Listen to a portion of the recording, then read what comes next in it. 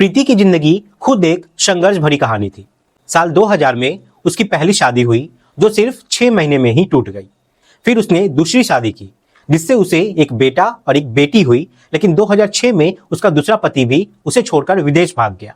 अब प्रीति यहाँ पे अकेली थी और बच्चों की जिम्मेदारी उस पे आ गई थी। जीवन चलाने के लिए उसने कई तरीके के काम किए, कभी कॉल सेंटर तो कभी होटल। बाद में उसने एक पीजी का बिजनेस भी शुरू किया जो शुरू में अच्छा चला, लेकिन किस्मत ने यहां भी उसका साथ नहीं दिया। इसी बीच 2016 में उसकी मुलाकात मनोज भट्ट से हुई। मनोज भट्ट कोई साधारण इंसान नहीं था। उसने साल 2010 में अपनी पत्नी की हत्या की थी और 5 साल जेल में भी काट चुका था, लेकिन उसने ये सच प्रीति से छुपाए रखा। दोनों के बीच नजदीकियां बढ़ी और वे साथ मिलकर काम करने लगे, लेकिन धीरे धीरे उनका पीजी का बिजनेस भी ठप पड़ गया और आर्थिक तंगी बढ़ती चली गई। यहीं से लालच ने जन्म लिया। मनोज बार बार प्रीति से कहता था कि किसी ऐसे व्यक्ति के बारे में बताओ जो अकेले रहता हो और उसके पास पैसा भी हो।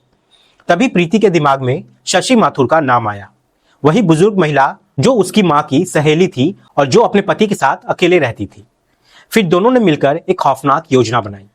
17 जून 2019 को प्रीति उस घर में गई जहां वो नर्स खुशबू ने दरवाजा खोला। उसने खुद को परिचित बताकर अंदर एंट्री ले ली और वहां की पूरी रेकी की कि घर में कौन रहता है, कितने लोग हैं, आसपास कितने सीसीटीवी कैमरा है, सब कुछ। पूरी जानकारी इकट्ठा करने के बाद उसने मनोज को बताया और फिर 22 जून 2019 की रात उन्होंने अपने प्लान को अंजाम देने का फैसला किया।